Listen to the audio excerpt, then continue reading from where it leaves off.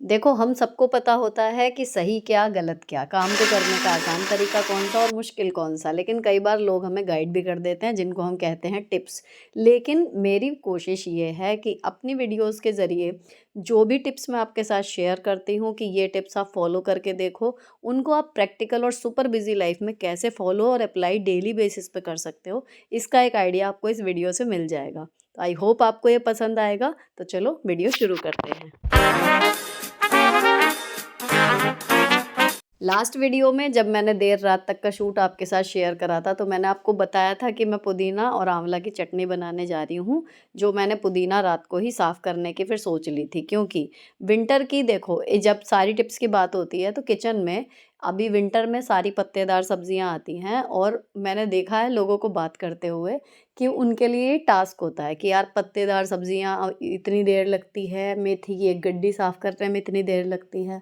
तो मैं ये नहीं कह रही कि वो गलत कह रहे हैं, लेकिन अगर हमें खानी है वो चीज़, मौसम की सब्ज़ी है, तो उसको करने का तरीका क्या है? जो पिछली वीडियो में बात हो रही थी ना, अगर आपने नहीं देखी है तो प्लीज़ जाके लास्ट वाली वीडियो देखो।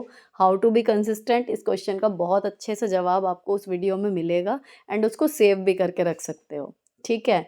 तो पत्तेदार सब्जियों वाले में अगर हम ये देखें कि करना तो है, अब कैसे करना है? इसका क्विक और आसान तरीका अगर हम ढूँढने चलें, तो सबसे बेस्ट वही होता है कि जब आपके पास फ्रेश वेजिटेबल आए ना, उनकी पत्तियाँ बिल्कुल ताज़ी होती हैं, तो यकीन मानो दुगना समय का फ़र्क पड़ जाता है अगर ये बासी हो जाएँ उसके बाद आप इनको साफ़ करो। तो चाहे रात को, अभी रात को जब मैंने आपके साथ शेयर करा था ना, मुश्किल से 15 से 20 मिनट लगे थे, ये गड्डी साफ़ हो गई थी पुदीना की। अगर इसको थोड़ा-सा बासी होने के बाद मैं करती, तो बहुत देर लगती और एफ़र्ट भी ज़्यादा लगते। ठीक है? मैंने पुदीना साफ़ करके रख लिया था, उसको मैंने यहीं छोड़ दिया था। फिर मैंने आंवलों को काट लिया। अब जो पुदीने की पत्तियां हैं उनको अच्छे से वॉश कर लेंगे। आंवले मैंने धो के ही काटे थे, अगर छिलके थोड़े बहुत ख़राब हो गए हो या कुछ है, उनको हटा सकते हो। इवन मेरी एक फ्रेंड आंवलों को बॉईल करके बनाती है, वो भी बहुत स्वाद लग रही थी।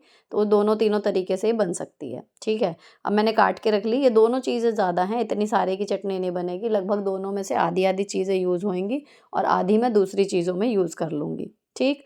अब मैंने जो पुदीना था ना, इसमें से आधा ले लिया। तो धनिया और पुदीना अगर आप मिला रहे हो तो इसका 1/4 लोगे एक गड्डी का, लेकिन मैंने आधा पुदीना इसमें से ले लिया है, और लगभग 3 आंवले के करीब, 3 या 4 आंवले जितने कट के बैठेंगे उतने मैंने आंवले इसमें डाले, और 4 डाली हैं इसमें हरी मिर्च, क्योंकि ये ना बड़ी चटपटी सी बनती है। और आप इसमें अगर प्याज़ लहसुन का परहेज़ नहीं है या कुछ नहीं है, तो आप इसमें लहसुन भी डाल सकते हो, अदरक डाल सकते हो, कड़ी पत्ता ज़रूर डाल लो। तो अगर देखो कड़ी पत्ता डाल लिया ना, तो कड़ी पत्ता, आंवला, दोनों ही चीज़ें बालों के लिए भी बहुत अच्छी हैं। अगर टेस्ट पसंद में आ जाए तो बच्चों के लिए क्या, मतलब बड़ों के लिए क्या, देखो आंवला है तो बढ़िया ही, बस उसको खाने के तरीके अगर अपने किसी तरीके से शामिल हो जाएँ तो बढ़िया है। तो मैं इसी उससे बना रही हूँ कि अगर चटनी बच्चों को भी पसंद आ गई तो फिर जब तक आंवला आ रहा है मार्केट में, इसको बनाते रहेंगे। मसालों में इसमें सिर्फ़ और सिर्फ़ नमक डलना है। आप चाहो तो सफ़ेद नमक के साथ थोड़ा काला नमक डाल दो, और थोड़ा-सा जीरा। ठीक है? मतलब जैसे हम हरी धनिया की चटनी बनाते हैं ना, सारी चीज़ें बिल्कुल वही डलेंगी, बस उसमें हम टमाटर डाल देते हैं खटास के लिए, वो नहीं डाला है इसमें। आप चाहो अगर खट्टी करनी है तो नींबू डाल देना, मैंने इसमें बाद में नींबू डाला था, बहुत टेस्टी बन गई थी ये। ठीक है? और अगर जो आंवले का हल्का-सा कसैलापन है उसको बिल्कुल न्यूट्रलाइज़ करना है, तो आंवलों को बॉयल करके डाल लो। ठीक?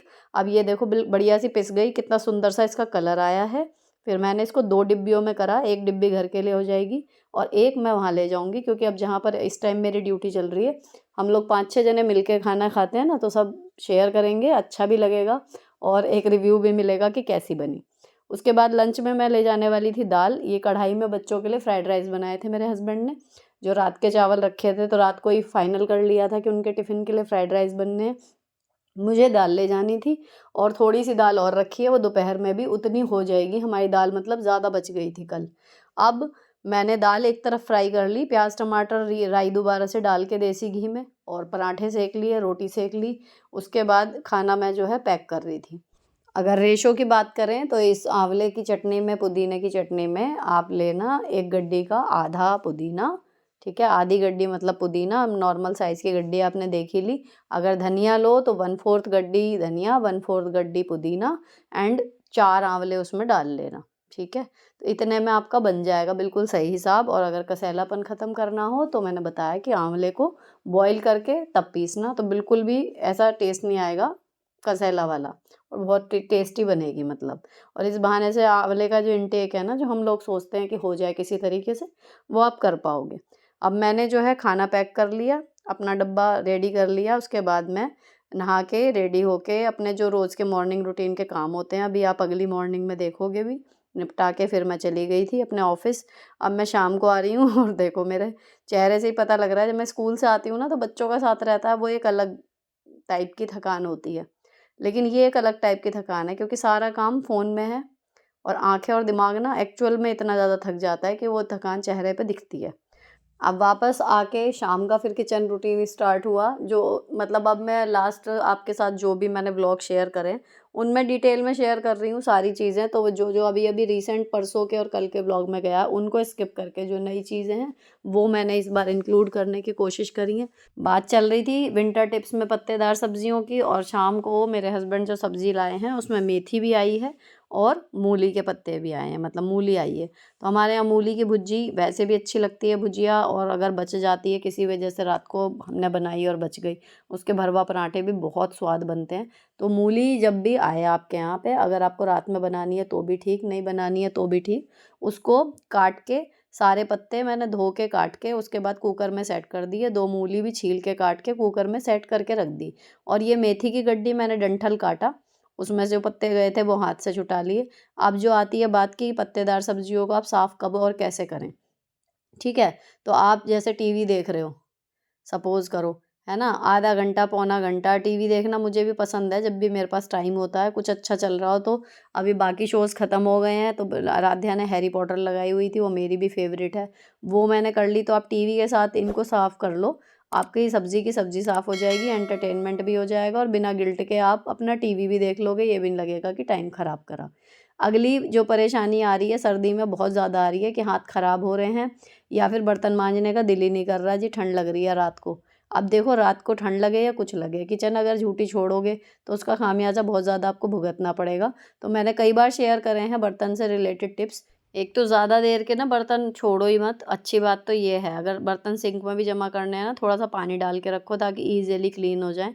सबसे इम्पोर्टेंट, बिल्कुल ठंडे टंकी के पानी को यूज़ मत करो। मेरे यहाँ जैसे कि ये गीज़र लगा हुआ है, आप छोटा वाला गीज़र भी इसमें आता है वो लगवा सकते हो, या फिर ग्लव्स का इस्तेमाल कर लो, या फिर जिस टाइम ताज़ा पानी आता हो उस टाइम आप बर्तन धो लो। इस टिप से आपके बर्तन धोने की समस्या या हाथ खराब होने की समस्या दूर हो जाएगी। अब चलते हैं अगली सुबह। ये देखो 6:30 बजे ऐसा माहौल रहता है।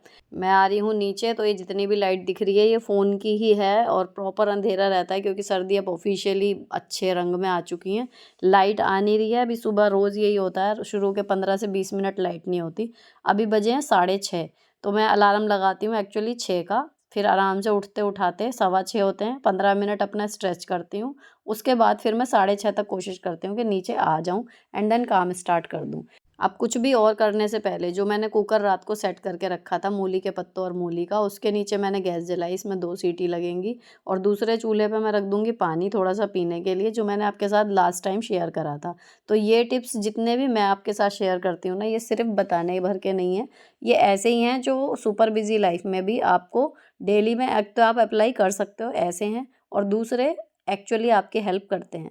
अब सुबह उठ के लगती है, ठंड भी लगती है, भूख भी लगती है, मैं अपनी भी बताऊँ तो लगता है कि कुछ मिल जाए तभी से खा लो बस शुरू में ही। लेकिन यकीन मानिए ये 1 कप पानी, छोटा वाला ही कप चाय वाला ही ले रखा है, बहुत बड़ा लेती भी नहीं मैं। लेकिन इतना ही पानी डाइजेशन भी इम्प्रूव करता है, ठंड भी भगाता है, और आप एक वर्किंग मोड में आ जाते हो, ठीक है? तो मैंने यहाँ पानी पिया इतने, और उसके बाद मतलब 5 से 10 मिनट लगे होंगे, आराम से बैठी हूँ। क्योंकि अगर रात को आपने प्लानिंग करी है, जो लोग नियम से रात को प्लानिंग करके सोते हैं उनको ये एक्सपीरियंस होगा कि चाहे हम रात को कितनी भी देर से सोए हों, सुबह कितनी भी जल्दी उठे हों, लेकिन एक जो दिमाग में रश रहता है ना वो बिल्कुल नहीं रहता। प्रिपरेशन बहुत जादू की तरह काम करती है। वो रात के जो थोड़े बहुत आप 15-20 मिनट के एफर्ट एक्स्ट्रा डाल लेते हो ना, वो आपको सुबह बिल्कुल समझ लो लाइफ स्मूथ कर देते हैं। तो टिप यही है कि अगर आपको सुबह स्मूथ चाहिए तो अपनी रात की प्रिपरेशन में बिल्कुल भी आलस मत करो, तो आपकी सुबह अपने आप काम एंड कंपोज रहेगी। अब मैं इधर झाड़ू लगा रही थी, बच्चों को मैंने उठाया जाके पहले, पानी पीते ही पहले मैंने बच्चों को उठाया, उन्हें भी उठने में 10 एक मिनट लग जाते हैं। फिर उन्हें उठाने के बाद मैं लग गई थी झाड़ू में, और मेरे हस्बैंड आ गए थे उठ के, तो उन्होंने मूली के पत्तों का, मैंने कुकर गैस तो बंद कर ही दी थी, तो किचन में वो आ जाते हैं फिर मेरी हेल्प के लिए। तो जो भी चल रहा होता है मेन्यू हम दोनों को पता होता है, तो फिर उन्होंने मूली के पत्ते जो हैं पलटे एंड देन उनको निचोड़ना शुरू कर दिया अब।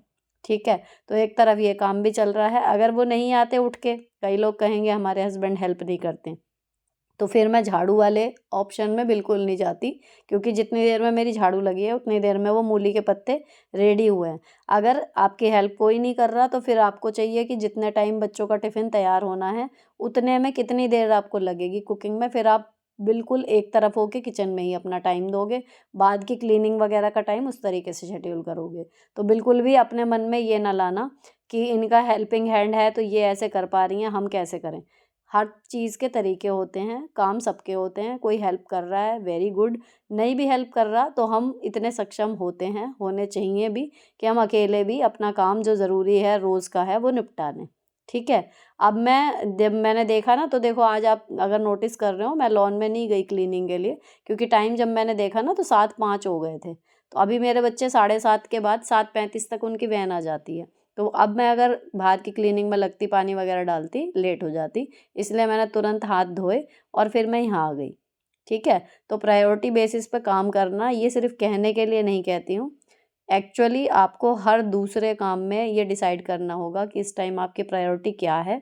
और जो ये करना सीख जाता है ना कि ऑटोमेटिक मोड पे उसका दिमाग इसी तरीके से काम करता है कि जहाँ प्रायोरिटी स्विच हुई वहाँ उसने उस काम को स्विच कर दिया, उसके कभी भी काम ना बिगड़ते नहीं, ना लेट होंगे, समय पे सारे काम पूरे होंगे। अगर 2 कामों में से 1 छूटा है तो वो गैर ज़रूरी काम छूटेगा ऑटोमेटिकली, ज़रूरी काम हमेशा समय पे पूरे हो जाएँगे। तो ये चीज़ बहुत काम करती है, इसको प्रैक्टिस करते रहो कि प्रायोरिटी के हिसाब से काम करना सिर्फ़ बात नहीं है, ये एक प्रैक्टिस है जो हमें करनी है, एक आदत है जो हमें बनानी है। ठीक है? अब मूली के पत्तों की भुजिया मैं आपके साथ कई बार शेयर कर चुकी, फिर भी जो लोग पहली बार देख रहे हैं, अगर इस तरीके से वो नहीं बनाते उबाल के, तो बना के देखना। जो सीधे छौंक के बनाते हैं ना, यकीन करो मैंने दोनों तरीके से बना के देखी है, ये वाली ज़्यादा टेस्टी लगती है। अब इसमें सरसों का तेल डाला था, चाहो तो लहसुन डाल सकते हो, लेकिन मैं इसे बिल्कुल सिंपल बनाती हूँ। इवन आज मैंने लाल मिर्च डाल भी दी, लाल मिर्च भी मैं बिल्कुल नहीं डालती, सिर्फ़ तेल डाला, उसमें हरी मिर्च डाली 4 या 5, और उसके बाद ये पत्ते निचोड़े हुए ये डाल दिए और सिर्फ़ नमक डालती हूँ। इतने में ही इतनी सुपर टेस्टी ये बनती है ना कि बस हर कोर में मतलब वाली फीलिंग आती है। अब इसको अच्छे से मिक्स करने के बाद, ठीक है, पत्ते हमारे पके हुए हैं। अब इसको हमें करना है बिल्कुल बढ़िया से ड्राई, अच्छे से भूननी है। इसको बिल्कुल गैस धीमी करके, और एक तरफ इस तरीके से ना फैला के दूसरी गैस पे रख दो, और एक तरफ आप अपने रोटी या पराठे जो हैं वो सेकते रहेंगे। तो 7:25 पे मैं 7:05 पे मैं किचन में आई थी, और उसके बाद मैंने छौंकी है। 7:30 तक मेरे बच्चों का टिफ़िन बिल्कुल रेडी हो गया था, 5 मिनट पहले जैसे कोशिश रहती है। अब मैंने 2 पराठे उधर जैसे बच्चों के सेके, उधर मेरे हस्बैंड जो हैं वो उनका डब्बा पैक करेंगे, और इधर उन्होंने चढ़ा दी चाय। बच्चे उधर थोड़ा बहुत खा रहे हैं, आधा-आधा पराठा या बिस्किट जो भी उन्हें खाना होता है, उसके बाद फिर वो निकल गए जल्दीबाजी में। शूट तो कुछ किया नहीं, लेकिन अभी वो बस इसके लिए खड़े हुए हैं वहाँ पर, वो वेव कर रहे हैं, पता नहीं इसमें दिख पा रहा है नहीं दिख पा रहा, लेकिन कोहरा था आज, तो इसलिए मैंने फिर क्लिपिंग बनाई। जब मैं उन्हें बाय कर चुकी थी, फिर मैंने कोहरे की वजह से बाहर का एक क्लिप बनाया, क्योंकि आज हमारे यहाँ तो सीज़न का पहला कोहरा है। बाकी जगह किस-किस के यहाँ कोहरा पड़ रहा है, ज़रूर बताना कमेंट करके जिसके यहाँ कोहरा शुरू हो गया। फिर उसके बाद मैंने बाकी की अपनी रोटी और पराठे सेके, मेरे हस्बैंड ने मेरा डब्बा पैक कर दिया। अब ये करेंगे नाश्ता और मैं जाऊंगी नहाने के लिए। अब मैं मिलती हूँ आपको नहाने के बाद। ये मोमेंट ऑफिशियली मॉर्निंग रूटीन का किचन वाले हिस्से का आखिरी होता है। उसके बाद किचन की चिमनी वगैरह ऑफ करके ऐसे कंप्लीशन वाली फीलिंग आती है, तो जितने भी सामान ड्रॉअर से बाहर हैं उन सबको डाल के किचन काउंटर फटाफट से एक समअप सा करके देन फिर मैं नहाने चली जाती हूँ, और उसके बाद फिर नहा के तैयार होना। अब मैं बालों को अभी कॉम्ब कर रही हूँ, आज सैटरडे है तो आज ऑयलिंग होएगी। अगर सर्दियों में, अभी मैं ये टिप आपको दिखा के शेयर नहीं कर रही हूँ लेकिन बता रही हूँ कि बालों में वीक में कम से कम एक बार गरम तेल की मालिश ज़रूर कर लो। क्यों, अगली प्रॉब्लम जो सबसे ज़्यादा आ रही है वो हाथ पैर फटने और काले होने की शिकायत बहुत आ रही है। तो देखो, हाथ तो आपको मैंने जो बर्तन वाले में टिप बताया ना वो फॉलो करो, ठंडा गर्म ज़्यादा ना हो, और मॉइस्चराइज करते रहो उन्हें, ठीक है ना, बार बार पानी में जब जा रहे हैं। दूसरी चीज़ जो पैरों में है, जब आप नहा के रेडी होते हो ना, तो जैसे मैं स्किन पे ग्लिसरीन वगैरह मुँह पे लगा लेती हूँ या कोहनी वगैरह पे तभी लगा लेती हूँ, तो पैरों में उस टाइम पे पॉसिबल नहीं होता क्योंकि चप्पल गीली रहती हैं, है ना? तो जब आप तैयार होते हो और उसके बाद सॉक्स पहनते हो, सॉक्स पहनने से पहले चाहे ग्लिसरीन या फिर वैसलीन या फिर कोई भी आपको लगानी है क्रीम मॉइस्चराइज़र वाली, ये टाइम होता है जब आप अपनी एड़ियों पर थोड़ा-सा लगा लो और उसके बाद अपने सॉक्स पहनो। क्योंकि देखो सर्दी में जो ड्राइनेस है वो तो है ही, जब हम सॉक्स पहने रहते हैं ना तो वो जितना मॉइस्चर होता है वो भी खींच लेते हैं, इसी वजह से ये फटती हैं। और नहाते टाइम अगर पूरी बॉडी पे आप साबुन नहीं भी लगा रहे ना, स्किप भी कर रहे हो, एक दिन छोड़ के एक दिन लगा रहे हो, तो भी पैरों में एड़ियों पे ज़रूर लगा लो, जैसे मुँह पे ज़रूर लगाते हो। तो वहाँ पर एड़ियों पर अगर गंदगी जमा नहीं होगी और जितना मैं आपको दिखा रही हूँ इतना आपने उस पे कुछ मॉइस्चराइज़र के तरीके से लगा लिया ना, तो आपकी एड़ियाँ बिल्कुल भी प्रॉब्लम नहीं करेंगी। अदरवाइज़ सिलिकॉन वाले मैंने सॉक्स भी मँगाए थे लास्ट ईयर, अभी मैं उनको यूज़ करना शुरू करूँगी, वो भी आपके साथ शेयर कर दूँगी। अगर सीवियर आपकी एड़ियाँ वगैरह फटी हुई हैं, तो वो काफ़ी हेल्पफुल रहेंगे उसमें, ठीक है? उसके बाद फिर मैंने जो सामान इधर-उधर फिर से फैल जाता है, जब कहना मैं हमेशा कहती हूँ ना, फैले हुए घर को देख के ज़्यादा इरिटेट मत हुआ करो, क्योंकि लोग रह रहे हैं, फैमिली रह रही है, इसीलिए फैल रहा है। वरना एक बार जैसे साफ़ कर दोगे, जब रहने वाले ही नहीं होंगे, फैलाने वाले ही नहीं होंगे, तो वो यूँ का यूँ पड़ा रहेगा, धूल-मिट्टी चढ़ेगी, लेकिन सामान बिल्कुल नहीं फैलेगा। तो मुझे जो इरिटेशन होती है, वो धूल-मिट्टी देख के तो हो जाती है कि मैं नहीं कर पाई या कुछ और। लेकिन सामान फैले हुए देख के बस हाथ ऑटोमेटिक चलने लगते हैं उन्हें सँगवाने के लिए। और आज पता है जब मैं पूजा कर रही थी, पता नहीं क्यों मतलब भगवान जी के चेहरे देख के एक अंदर से ही किसी-किसी दिन एक पॉज़िटिव सी फ़ील ज़्यादा आती है ना, आज वो हो रहा था। सुबह से ऐसा मतलब लग रहा था कि अच्छी कुछ खबर आज सुनने को मिलेगी, कोई अच्छा समाचार, कोई अच्छी अपॉर्च्युनिटी शायद आज मेरे लिए आएगी। तो अभी जब मैं वॉइस ओवर कर रही हूँ, तो ख़ैर अभी तक तो ऐसी कोई बड़ी खबर नहीं मिली है मुझे, जिसके लिए मैं खुश हूँ, लेकिन उम्मीद है कि जो इंट्यूशन आए थे, वो ज़रूर पूरी होगी। तो अब इसके बाद फिर मैं नाश्ता वगैरह करके अपने ऑफ़िस के लिए निकल गई थी। इसी के साथ ब्लॉग ख़त्म कर रही हूँ। अच्छा लगा हो तो चैनल को सब्सक्राइब ज़रूर करना। मिलती हूँ आपसे नेक्स्ट वीडियो में। Till then bye bye. Stay beautiful always.